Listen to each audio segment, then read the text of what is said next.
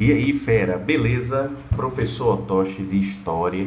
Gente, a aulinha de hoje vai ser sobre o Antigo Regime, beleza? E quando a gente fala de Antigo Regime, tu tem que lembrar de três coisas, tá? Caiu na prova uma questãozinha, Antigo Regime, tem o nome lá. Caiu no Enem, Antigo Regime, que danado é? Lembra de três coisas. Monarquia absolutista, mercantilismo e poder da igreja. Quando eu falo igreja, igreja católica, tá bom? O que é a monarquia absolutista? Monarquia absolutista é quando o rei, o monarca, ele possui poderes absolutos, ou seja, centralização do poder. Tranquilo? Segunda característica do chamado Antigo Regime é o mercantilismo. E o que danado é mercantilismo, Tosh? Mercantilismo é quando o Estado controla a economia, tá certo? E quais são as características do mercantilismo? O mercantilismo é caracterizado pelo metalismo, pacto colonial, protecionismo, olhe e guarde comigo, o que mais? Balança comercial favorável e industrialização. Vamos lá. O que é o metalismo? O metalismo, pessoal, é a busca por metais preciosos. Então, por exemplo, a gente está falando entre o século XV e XVIII, que foi quando vigorou o chamado Antigo Regime na Europa, tá? Então, o que é que a gente tem que lembrar? Veja, metalismo. Nessa época, nesse período, os países eles buscavam encontrar em outros territórios o quê? Ouro, prata. Vou dar um exemplo bem típico. Portugal, né, nos colonizou e sempre o objetivo, sempre foi declarado, era o quê? Encontrar metais preciosos aqui no Brasil. Tá certo? O que aconteceu no finalzinho do século XVII, início do século XVIII, o sonho de encontrar ouro aqui no Brasil se consolidou, tá certo? Então, o que é que caracteriza o metalismo? Segundo essa lógica metalista, um país rico seria um país que acumularia metais preciosos, tá certo? Então, qual era o objetivo dentro da prática mercantilista chamada metalismo? Acúmulo de metal precioso. Quanto mais ouro eu tenho, quanto mais prata eu tenho, mais rico eu sou, tá certo? Então, essa é uma forma, foi uma forma encontrada pelas nações nesse período para enriquecer, buscar metais preciosos. Isso é o que? Metalismo. Otoshi, existe uma outra forma de ganhar dinheiro nesse período sem ser a busca por metais preciosos? Tem. É a chamada balança comercial favorável. O que é isso?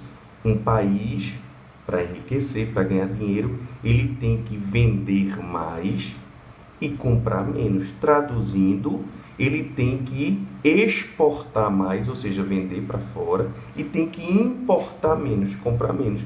Balança comercial que favorável. Mas se fosse o contrário, se eu comprasse mais do que eu vendesse, aí a minha balança ficaria o quê? Desfavorável, tá certo? Terceira característica do mercantilismo, pacto colonial. O exemplo eu já dei há pouco tempo atrás. Portugal, por exemplo, em relação ao Brasil. Qual era a lógica do pacto colonial?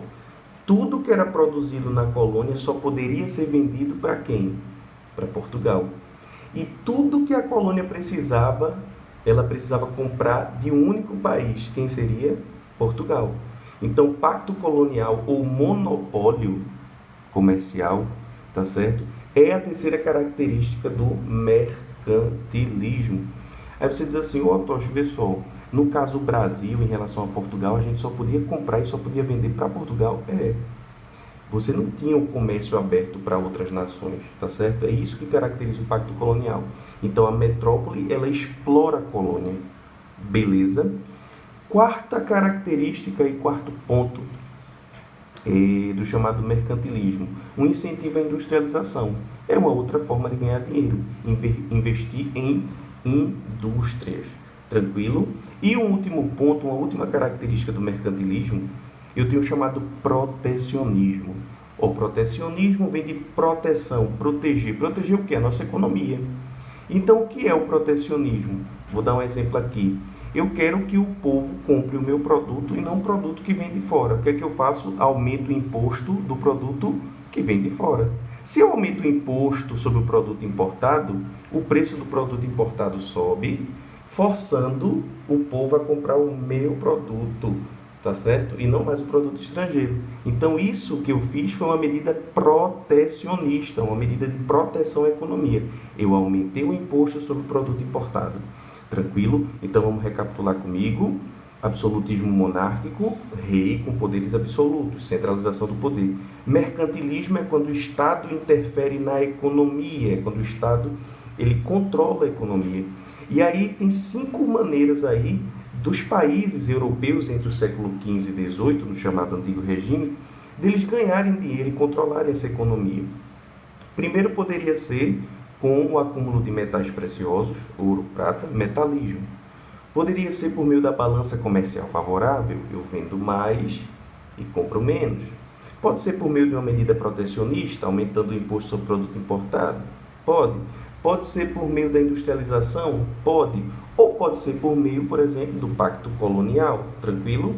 A Rotoshi, então, vê só, normalmente um país, ele se baseava em um desses elementos do mercantilismo ou poderia ser mais de um? Não, poderia ser mais de um, tá certo? Então, por exemplo, a Espanha.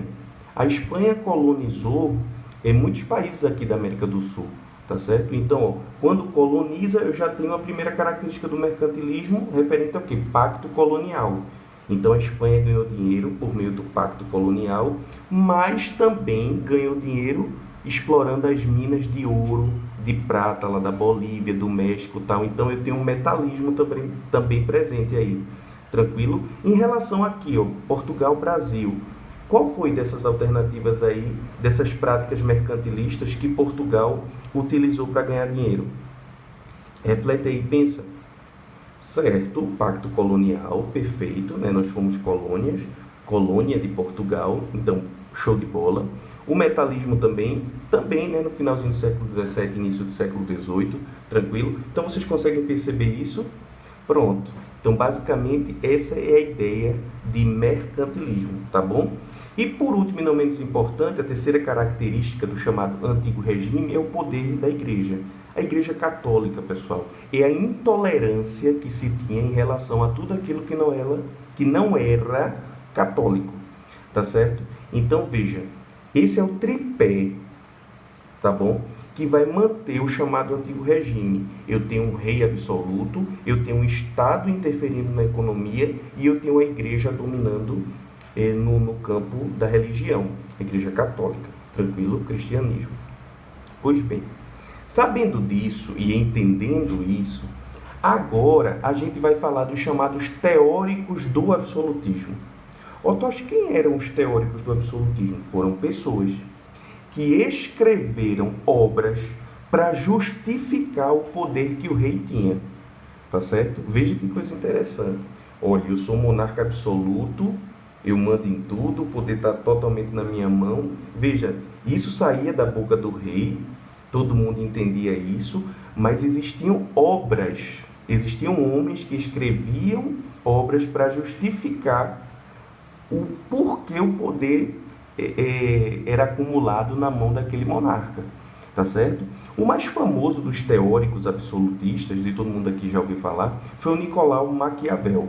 Nicolau Maquiavel escreveu uma obra conhecida por O Príncipe, tá certo? O Príncipe, minha gente, é basicamente um manual de como governar, tá certo? Ele escreveu aquilo ali para um príncipe italiano, dizendo, olha, a forma de governar é essa. E todo mundo já ouviu aquela frase, né? Que atribuem a obra de Maquiavel, mas que nunca esteve presente no livro O Príncipe. Se você ler O Príncipe de trás para frente, de frente para trás, você nunca vai ver essa frase que eu vou dizer agora. Os fins justificam os meios. Já ouviram, né? Eu sei que já. Mas veja, não foi Maquiavel que escreveu isso. Isso é uma frase de interpretação à obra de Maquiavel. O que é que essa frase quer dizer? Os fins justificam os meios. Olhe, faça o que tiver que fazer, mas atinja o objetivo final. Os fins, ou seja, o objetivo final, justificam os meios. Ou seja, os meios que você tiver que utilizar para chegar no objetivo final, utilize. Faça. Tá certo? Então, eu vejo muita gente dizendo assim, ó, Tosh, fulaninho é maquiavélico, né? Veja, maquiavélico, com sinônimo de conspirador, de uma pessoa má e tal, não tem nada a ver.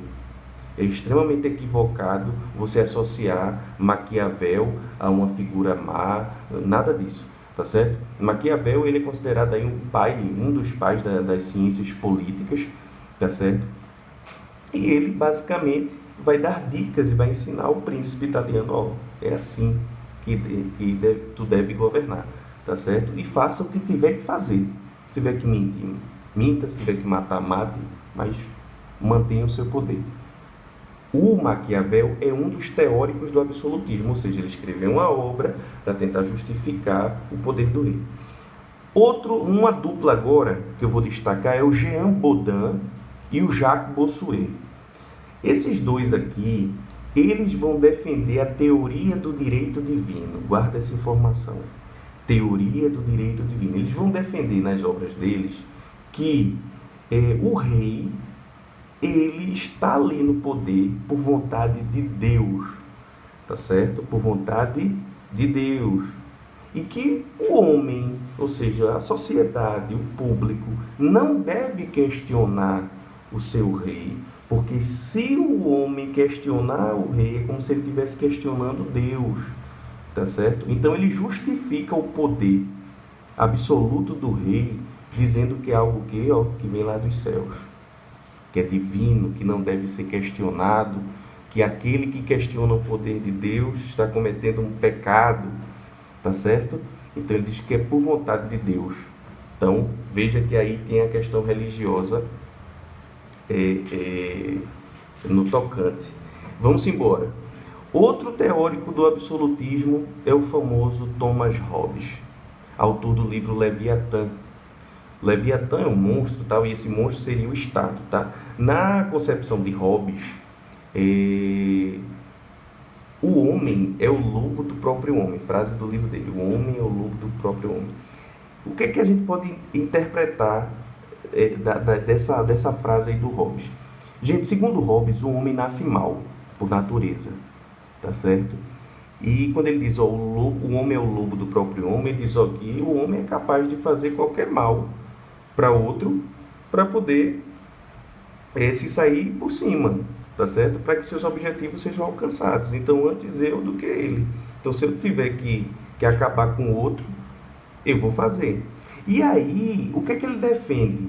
Bom, se o homem é mau por natureza, tá certo? E o homem é o lobo do próprio homem, o mundo é um caos, tá certo? Quem deve organizar esse caos?